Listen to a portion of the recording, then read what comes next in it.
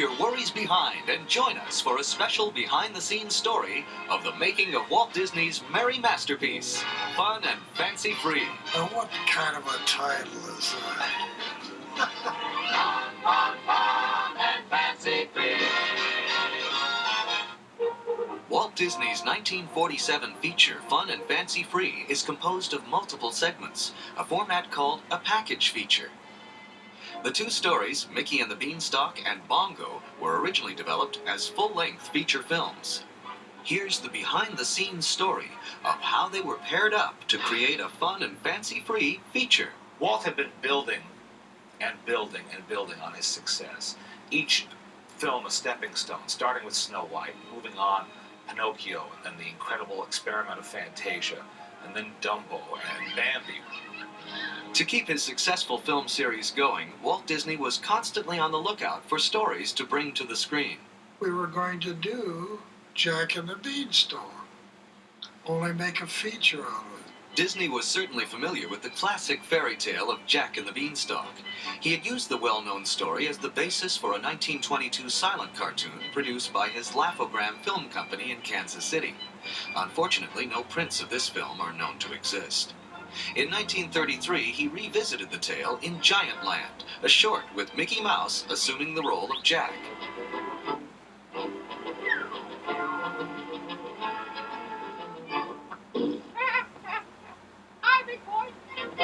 In 1938, Walt pitted Mickey against a giant again, this time as the brave little tailor.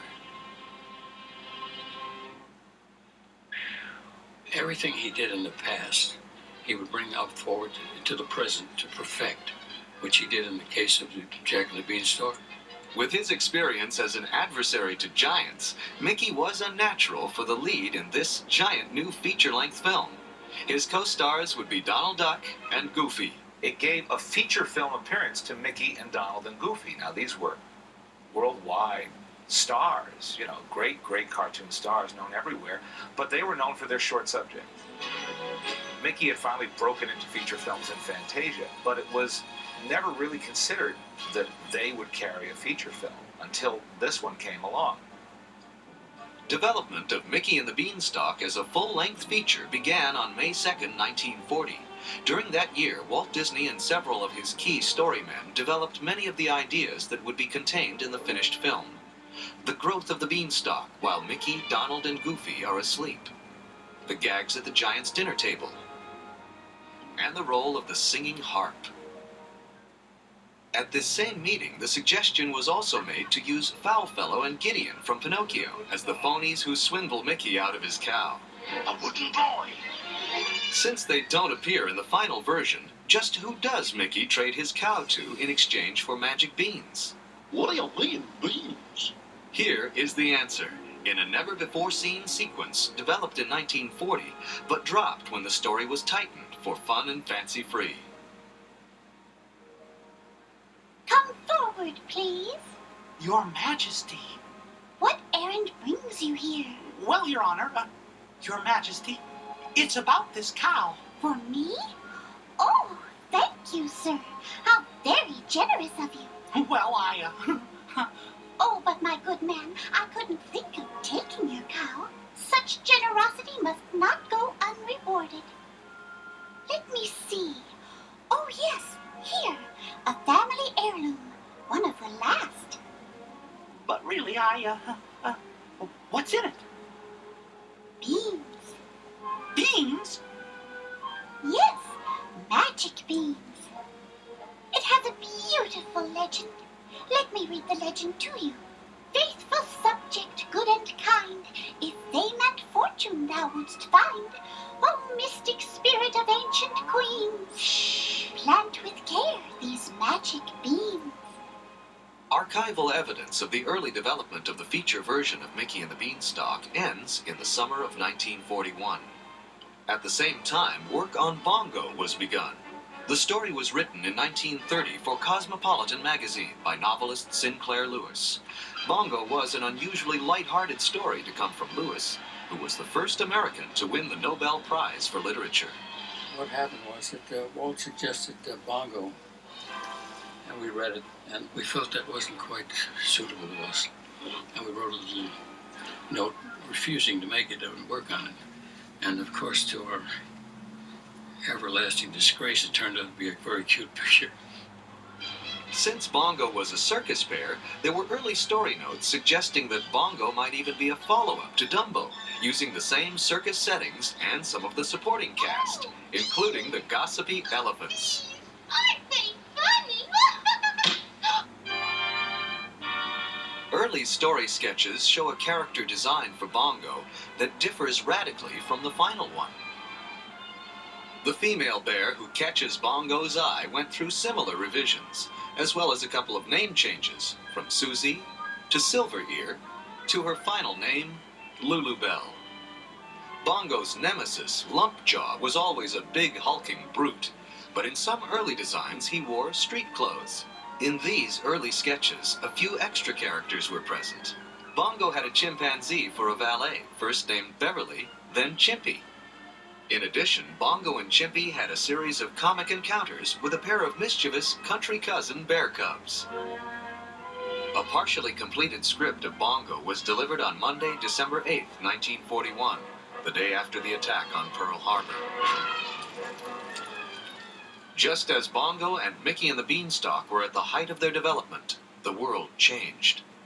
And then along came World War II, which did several things. First, it cut off the European market, which was a big source of income for the studio.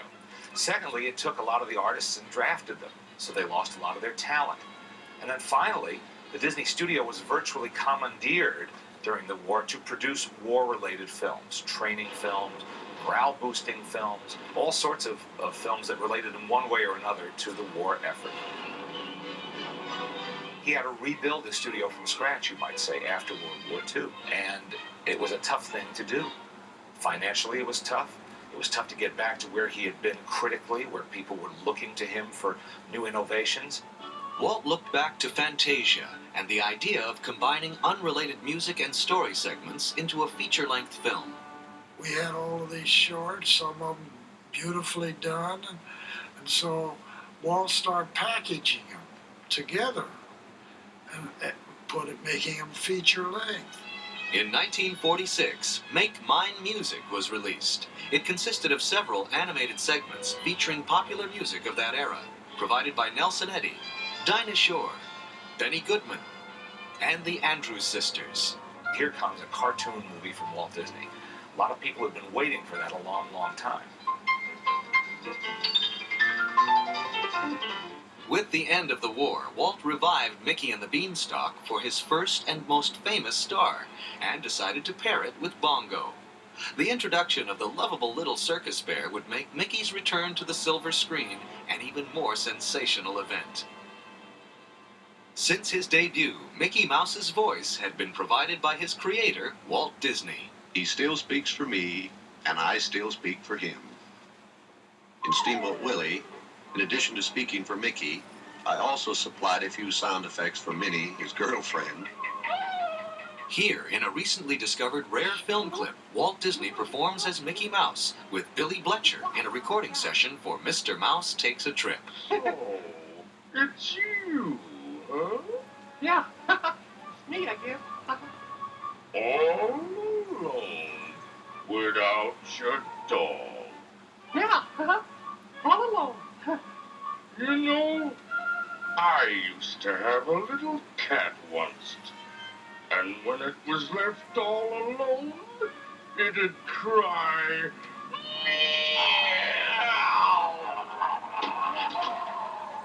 Walt had recorded Mickey's voice for Mickey and the Beanstalk in the spring and summer of 1941. This film would be the last time that Walt would regularly provide Mickey's voice. Jiminy Cricket, the popular supporting character from Pinocchio, was recruited to set the lighthearted tone for fun and fancy-free. Jay Cricket. You could call me Jiminy. Oops. Sorry. And if there was ever a happy-go-lucky cricket, it's Jiminy. And because the theme of our show is on the lighter side, we're going to let him be our guide and narrator. Giving voice to Jiminy was his original voice, Cliff Edwards. They called him Ukulele Ike, and he was big. He had just a nice voice, unusual voice. It had a great range from high falsetto down to lower register. I'm a happy-go-lucky fellow, full of fun and fancy free, and you can make the whole world seem mellow. Take it in your stride like me. Don't cross a bridge or peep around the corner until you're there. Just learn to smile, and in a while you'll find trouble as a bubble of air. Get a happy-go-lucky feeling, keep it, and I guarantee that you find you'll wind up living in the sun, full of fun and fancy free. This sprightly song, I'm a Happy-Go-Lucky Fellow, which opens Fun and Fancy Free, had actually been written for, but dropped from, Pinocchio nearly a decade earlier. I have to say a word about Billy Gilbert, who does the voice of Willie the Giant. I can change myself into the darndest things. Delightful guy whose shtick was a comic sneeze. Because he was so well known for this sneezing routine, when they auditioned voices for Snow White and the Seven Dwarfs, he was the obvious choice to do the voice of Sneezy. You're sneezy. When they recorded the voice of Willie for Mickey and the Beanstalk, they thought of him again. What follows, presented publicly for the first time, is Billy Gilbert's original test recording for the role of Willie the Giant. That's it. But look, I want to be a Easter bunny with pink ears, pink eyes, and pink feet, and a pink, I want to be pink. You sure you don't want a pink bunny? A human host was chosen to tell the story of Mickey and the Beanstalk, ventriloquist Edgar Bergen. Edgar Bergen? No, never heard of him. Edgar Bergen, who is best known today for being Candace Bergen's father, was at that time a hugely popular star of radio, who had also been in a number of movies. And he achieved the incredible feat of becoming a star on radio as a ventriloquist. And Charlie and Mortimer seemed as real as any characters that anyone else could have brought to life. You just wanted someone to sing him to sleep. Well, why didn't you turn on the radio? Well, they didn't have radios in those days. Yeah, that's why they called it Happy Valley. Bergen and Walt Disney were longtime friends. Walt had even featured Bergen's Charlie McCarthy in several short cartoons. What a beautiful sunrise. Aaron, stop your nose. In 1950, Bergen would also be a guest on Disney's very first television program. Mr. Bergen, is there anything you would like to see in the Magic Mirror? Co-starring in the live-action segments was child actor Luana Patton. Walt was also starting to build a kind of a repertory company as he moved into live action.